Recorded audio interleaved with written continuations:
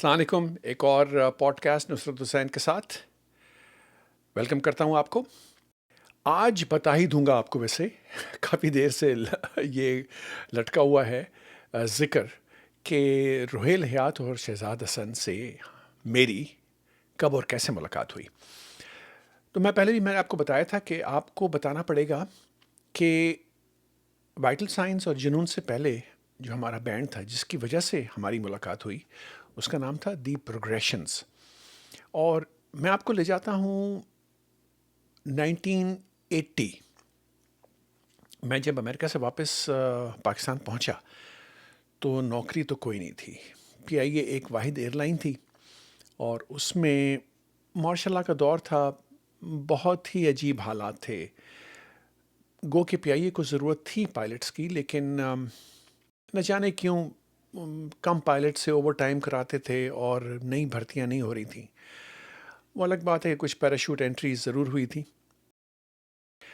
अब मैं क्योंकि कोई स्क्रिप्ट लेके नहीं चलता हूँ, जो माइंड में आता है वो मैं बोलता हूँ। और जाहिर है क्योंकि मैं बहुत पॉलिटिकल भी हूँ, मैंने तो बल्कि अपने गाने जो कहो एल्बम था उसमें मेरे 3 गाने काफ़ी इंडिकेट करते हैं आजकल के हालात। गो के वो गाने बहुत पहले लिखे गए थे, यानी 15-20 साल पहले के, लेकिन शायद अब भी वैलिड हैं और आई होप नॉट के फ्यूचर में भी वैलिड हों वो। उनकी डिटेल में आपको ज़रूर हम बल्कि डिस्कस करेंगे किसी दिन लाइव सेशन में। तो हमको ले चलते हैं कि मेरे एक दोस्त, मेरे स्कूल फेलो सेंट मेरियंस मरी रोड, हमारा 1975 का बैच है और बड़ी अच्छी दोस्ती है हम लोगों में अभी तक। और नवीद सद्दीकी उस ज़माने में मेडिकल कॉलेज में थे, रावलपिंडी मेडिकल कॉलेज में, और वो ड्रमिंग किया करते थे। वो मेरे पास आए, वो कह रहे हैं यार नुसरत, कोई बैंड ना बनाए। मैंने कहा हाँ बनाते हैं, लेकिन बंदे कौन से होंगे। तो यही सेट कि ड्रमिंग तो मैं कर लूँगा, हमें बेस गिटारिस्ट चाहिए। तो मैंने कहा चलो पूछते हैं चल के। नवीद नहीं बल्कि कहा कि पीसी में जो बैंड है वाइब्रेशंस, उनका जो ड्रमर है उससे पूछते हैं। हमने कहा चलो। मोटरसाइकिल हमने पकड़ी और एक्सक्यूज़ मी, और हम निकल गए पीसी की तरफ। बैठे हमने टेबल में और बैंड बजा रहा था, बड़ी अच्छी म्यूज़िक बजाते थे। और ये drummer young guy bye the name of उस वक्त क्लाइड फ्रांसिस, अब वो मोहम्मद इरफान के नाम से जाने जाते हैं, लाहौर में होते हैं आजकल। तो हम काफ़ी इम्प्रेस हुए, बड़ी ज़बरदस्त परफॉर्मेंस उनकी। जब बैंड ने ब्रेक लिया तो हमने अपना इंट्रोडक्शन कराया कि जी ये नवीद हैं, मैं नुसरत हूँ, और हम ये कोई बैंड फॉर्म करना चाह रहे हैं। हमें चाहिए एक लीड सिंगर और एक बेस गिटारिस्ट, और ड्रमिंग ये नवीद कर लेंगे। He said okay, sounds like a plan. तो he knew a singer by the name of Ajay Rao. ये वही अजय राव हैं जो आजकल रॉक लाइट में रिज़वानुल हक के साथ परफॉर्म करते हैं। और मैं आपको बताऊं कि इंग्लिश और specially Michael Jackson, Ajay use to sing very, अभी भी गाते हैं, फिनोमिनल। हमारा जो गाना था बिली जीन, वो to the dot he use to sing, बहुत मज़ा आता था। सारे माइकल जैक्सन के गाने और इंग्लिश के टोटो, होल्ड द लाइन हम लोग किया करते थे। तो बहुत अच्छे सिंगर हैं वो। हमने कहा ठीक है। नवीद का हमने एड्रेस दिया और हमने टाइम उनसे तय किया, और एग्जैक्टली उस टाइम पे अजय, उनका एक भाई संजय और क्लाइड, ये तीनों पहुँचे असगर माल्स्की में। नवीद का घर था और गिराज के ऊपर एक छोटा सा कमरा था उसका, राइट साइड पे सीढ़ी चढ़ती थी।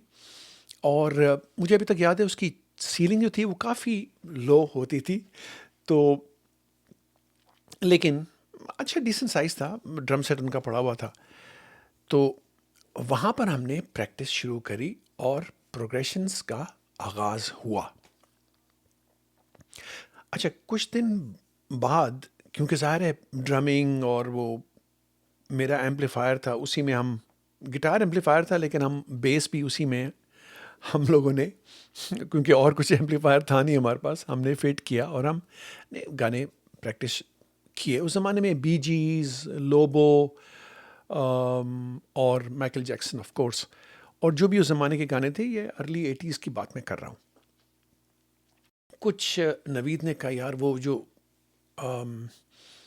नेबर्स हैं वो ज़रा थोड़े से डिस्टर्ब हो रहे हैं, और उन्होंने कहा है कि ज़रा वॉल्यूम कम रखें। अच्छा, प्रैक्टिस और म्यूज़िक और वॉल्यूम कम रखने का मतलब है कि फिर ना ही करें ये काम आप। तो हमने क्या किया, मैंने कहा यार ऐसा करो, मैं अपने पेरेंट्स से पूछता हूँ, और एक हमारा जो 24C सैटेलाइट टाउन वाला घर था, उसका बाहर जो पहले कमरा नहीं था वो, मैं आपको तस्वीर उसकी ज़रूर दिखाऊंगा। और पेरेंट्स ने क्या किया था वालिद साहब ने कि ग्रिल लगा के, शीशे लगा के उसको एक कमरा गेस्ट रूम बना लिया था, बिकॉज हमारे पास एक गेस्ट रूम शॉट था। तो हमने उस गेस्ट रूम में जो पलंग वगैरह था वो मैंने हटाए, और हमने हमारा प्रैक्टिस रूम वो बन गया। उसमें पर्दे वगैरह लगे हुए थे तो आवाज़ ज़रा कम ही जाती थी, लेकिन उस ज़माने में वो घर जो थे वो आपस में काफ़ी फासला था, और कुछ हमारे नेबर्स भी को ज़्यादा ही शरीफ थे बेचारे कुछ नहीं कहते थे। तो वहाँ पर प्रैक्टिस शुरू हुई। अच्छा, जैसे ही हम अपने गाने और तैयार आ, करते रहे, तो अब मैं क्योंकि कीबोर्ड भी बजाता था, गिटार भी बजाता था, एक दो मरतबा मुझे महसूस हुआ हमें कि यार एक गिटारिस्ट या एक कीबोर्डिस्ट चाहिए, यानी मल्टी इंस्ट्रूमेंटलिस्ट। और उस ज़माने में क्लाइड ने बोला कि उनके दोस्त हैं रोहेल, स्कूल फेलो हैं फ्रॉम सेंट मेरीज लालाजार, और बहुत अच्छे म्यूजिशियन हैं, और I think he will be just perfect for the band. हमने कहा ठीक है चलो, और फिर वो उनको एक दिन लेके आए। अब जाहिर है उस ये मैं बात कर रहा हूँ 80s, 81 प्रॉबली, इफ नॉट 82, लेकिन यंग, वेरी यंग। अच्छा, मैंने रोहेल को देखा हुआ था। ज़ाहिर है रावलपिंडी उस ज़माने में इतना बड़ा शहर नहीं था, और बहुत कम लोगों के पास ऐसी गाड़ियाँ थीं जो कि पेरेंट्स से लेके फिरा करते थे। और वैसे तो हम लोग नॉर्मली, क्योंकि मैं चांदनी चौक के पास रहता था, तो हमारे लिए ईजी पड़ता था कि हम इस्लामाबाद चले जाएं। उस ज़माने में F6 ही एक मेजर था, और बाद में F7 भी जो मरकज़। तो लेकिन माल रोड फिर भी हमारे लिए गो टू प्लेस था। मैं अपनी कॉमिक्स वगैरह लेने के लिए संडे बुक स्टोर, और उसकी भी एक पूरी एक दास्तान है, मैं आपको बताऊंगा कभी इंशाल्लाह। वैरायटी बुक स्टोर हुआ करता था बैंक रोड के ऊपर, तो नज़र पड़ती थी। और शाही शहजाद हसन के भाई आबी हुआ करते थे, ये दोनों भाई नज़र आते थे गाड़ी में जाते हुए, फिरते हुए, और माशाल्लाह बहुत दोनों बहुत हैंडसम, और कलर्ड आइज एंड एवरीथिंग। अच्छा, एक चीज़ मैं ज़रूर कहना चाहूँगा, दोनों बिल्कुल सीरियस रहते थे और कहीं देखते नहीं थे इधर उधर। हमारी तो नज़रें इधर उधर रहती थी ना, कोई गाड़ी में अगर कोई अच्छी ख़ातीन नज़र आ गई तो ओए ओए वो देख उधर, तो जिसको हम लोग पूंडी कहते हैं। तो हम जानते थे, देखा हुआ था हमने। लेकिन रोहेल से पहली मर्तबा मुलाकात हुई हमारी प्रैक्टिस रूम में 24C में। तो ही कम्स इन, गिटार हमने पकड़ाया, मैं कीबोर्ड बजा रहा था, और हम लोग उस वक्त निकालना चाह रहे थे गाना मेन एट वर्क का 81 में गाना आया था, डाउन अंडर। और रोहेल ने वो आते ही ऐसे मज़े से बजाया, और I mean I was quite surprised. और ज़बरदस्त कीबोर्ड पार्ट भी उनको, वो फ्लूट का जो आता था, टू टू टू टू टू। तो सुनिएगा कभी, अच्छा गाना है। सो 5 मिनट से भी कम, बल्कि वो डन हो गया कि भाई ये हमारे बैंड में, और वो बहुत वैल्यूबल साबित हुए टिल प्रोग्रेशंस क्या, फिर वाइटल साइंस और बियॉन्ड। अच्छा, मैं यहाँ पर ज़रूर ये कहना चाहूँगा कि रोहेल अपने वक्त से बहुत आगे थे, शायद अभी भी आ गई हैं। और वो और मैं, हम लोग, बल्कि वो नॉर्मली मुझे आइडिया थ्रो करते थे, यार नुसरत, उस ज़माने में बाबा नहीं बोलते थे, बाबा फिर बाद में बोलना शुरू किया इन लोगों ने। तो उन्होंने कहा, यार ये स्टीरियो कोरस एक पैडल है मेरे पास, अगर इसके थ्रू हम बजाएं तो साउंड बहुत वाइड और फैला हुआ लगेगा, बड़ा अच्छा। अच्छा, मैंने स्टीरियो कोरस के बारे में पढ़ा हुआ था, लेकिन वो पैडल हमारे पास नहीं था, तो he bought the pedal. And फिर हमने गिटार जो है ना, गिटार से शुरू किया हमने। तो हमारा जो गिटार स्टेरियो में आता था, beautiful, it used to sound very nice. और हम लोगों ने जो कॉन्सर्ट किए वो उस ज़माने के हिसाब से, जो पहला हमारा कॉन्सर्ट था वो था लियाकत बाग में जो ऑडिटोरियम था उसका, उसमें हमने कॉन्सर्ट किया। और मुझे अभी तक याद है, नवीद ने कहा, यार कि क्यों ना हम एक बैंड के तौर पे अगर आएँ तो क्यों ना सिमिलर कपड़े हम पहने। तो हमने सब लोगों के साइजेस पूछे और हम एक जगह गए, और टी शर्ट्स हमको मिली ब्लू और वाइट स्ट्राइप्स की, पतली स्ट्राइप्स थी, और बहुत पसंद आई लोगों को। और ब्लू तो वैसे भी बड़ा अच्छा लगता है स्टेज के ऊपर जब लाइट्स वाइट्स ऑन हो। और हमने फिर वहाँ पर परफॉर्म किया, ज़्यादा नहीं बट आधा घंटा, लेकिन लोगों को बहुत पसंद आया। उसका राइट अप भी एक मुझे मिला था। अच्छा, मज़े की बात ये कि मैं, क्योंकि किताब लिख रहा हूँ, तो ये चीज़ें मैंने बड़ी संभाल के रखी हुई थी। लेकिन 2-3 जगह, और फिर जब कंट्रीज़ मूव की, दोहा से, पहले तो पाकिस्तान से दोहा, फिर दोहा में मुझे आइडिया आया कि लेट्स राइट अ बुक। और लेकिन फिर यहाँ पर वो पैकिंग वगैरह में, अल्लाह जाने, हैं तो सही मेरे पास कहीं, लेकिन अभी तक मुझे मिली नहीं है। यानी जब मिलेंगी तो डेफिनेटली वो भी मैं शेयर करूँगा, और फिर कुछ और भी बातें रिकॉल कर लेंगे साथ साथ। तो वो बड़ा अच्छा कॉन्सर्ट हुआ, और बड़ी उसके अच्छे राइट अप आए अखबारों में भी, और बड़ा हौसला हमको मिला।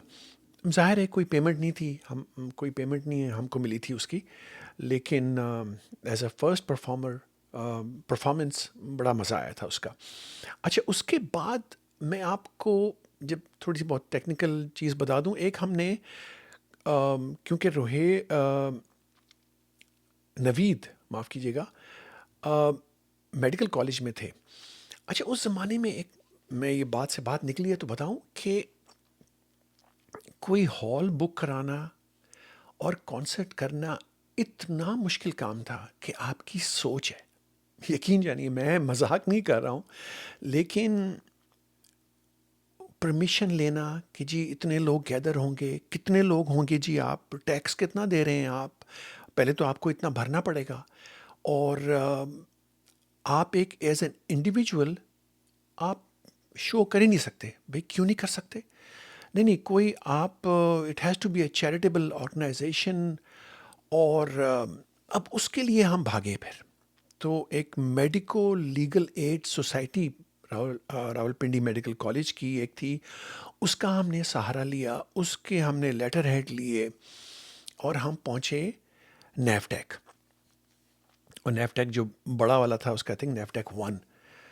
तो बड़ी मुश्किलों से उन्होंने हमें परमिशन दी, और I think if I am not wrong, उसके हमने कोई 6,700 रुपीज़ हमने दिए उसके, उस टाइम के स्लॉट के बुक करने के लिए। अच्छा, उसके वो जो कॉन्सर्ट जैसा हुआ वो हुआ, वो एक दास्तान है। अगर टाइम हुआ तो मैं अभी भी आपको बताऊंगा। लेकिन उसमें जब बड़ी मज़े की जो चीज़ थी जो हमने करी, वो आपके भाई का आइडिया था। हम जब उसको देखने के लिए पहुंचे तो स्क्रीन के पीछे वो जाइगेंटिक स्पीकर्स, उनके पता नहीं 6-6 फुट डायमीटर के, तो उनका वो सबवूफर था। हमने उनसे पूछा, वो ट्विटर भी ऊपर लगा हुआ, ज़ाहिर है पूरा सिनेमा था वो। तो हमने उनके जो कंट्रोल रूम वाले जो इंजीनियर थे उनसे पूछा, यार ये कैसे हम इस्तेमाल कर सकते हैं?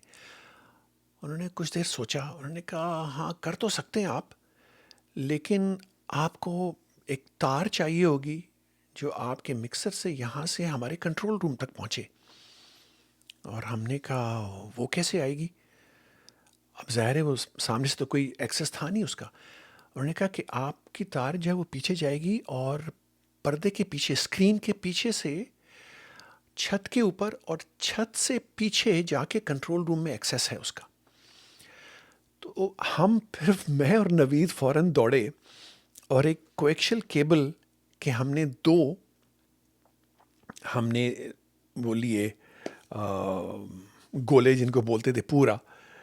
तो पहले हमने अप्रॉक्सीमेटली हमने देखा कि कितना फासला है, और उस फासले के हमने पूरा रोल जो है हमने वो ख़रीदा, और मिक्सर हमारे पास जो था उससे आउटपुट लेके हमने वो coaxial cable from the mixer all the way going to the roof and into the control room, और उन्होंने अपने एम्पलीफायर जो भी उनका सिस्टम था वो उन्होंने हुकअप किया।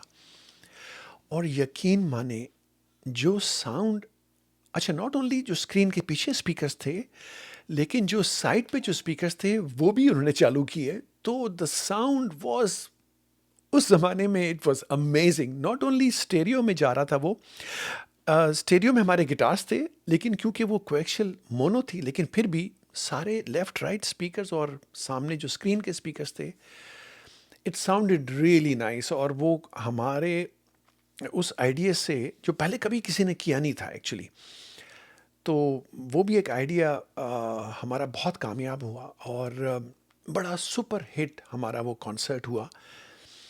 वो अलग बात है कि उसके पैसे अलबत्ता मुझे और नवीद को अपनी जेब से भरने पड़े, और ये हकीकत है क्योंकि हमने अम, दूध की रखवाली के लिए बिल्ली को हमने डिप्यूट कर दिया था। वो ये कि वहीं के मेडिकल कॉलेज के जो लोग थे, कुछ हमारे दोस्त थे, मैं नाम लेना मैं मौजू नहीं समझता हूँ, लेकिन हमने उनको दरवाजे पे ऐसा खड़ा कर दिया था टू चेक द टिकट्स, और उन हजरात ने अपने कोलीग्स को माशाल्लाह सबको free for all, jam pack था, लोग बल्कि खड़े हुए भी थे, लेकिन सब फ्री में देखने आए थे। तो इन हालात से भी हम गुज़रे हैं, और अब तो खैर थिंग्स आर वेरी डिफरेंट, लेकिन मैंने सोचा कि आपको ये बताऊं। और फिर शहजाद हसन से हमारी मुलाकात थोड़ी देर बाद जब रोहेल से हुई थी, वो ही मैं आपको बताता चलूं। तो रोहेल ने कहा यार मेरे दोस्त हैं, क्योंकि हमें जो मिक्सर पे क्योंकि हमने प्रॉपरली क्योंकि देखा हुआ था बाहर के मुल्कों में जो मिक्सिंग इंजीनियर होता है वो सामने बैठता है क्राउड में, सो दैट ही नोज़ कि यार कौन सा साउंड क्राउड को कैसे आ रहा है। वो वही हमने रेप्लिकेट करने की कोशिश करी और बड़ी कामयाब हुई ये टेक्निक। लेकिन रोहिल ने कहा यार ये बंदा है, ये इसके अच्छे कान बड़े अच्छे हैं, and rightly so. Shahzad mixing पे बैठे होते थे, तो उनसे मुलाकात जब हुई तो रोहेल के घर उस ज़माने में, अब ये आ, हम प्रैक्टिस रोहेल की पता नहीं मेरे घर से शिफ्ट हुई उस कॉन्सर्ट के बाद, और हम ऐसी परफॉर्म कर रहे थे, क्योंकि उस कॉन्सर्ट में I don't think so Shahzad थे, जो ये मेडिको लीगल एड का कॉन्सर्ट था, ये बाद में हमने एक और कॉन्सर्ट किया फिर उसमें थे वो।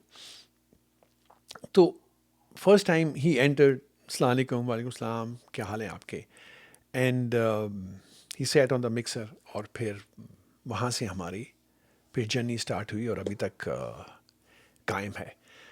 तो टिल नेक्स्ट टाइम इंशाल्लाह, बहुत शुक्रिया जुड़े रहने का, और आपसे मुलाकात फिर जल्द होगी।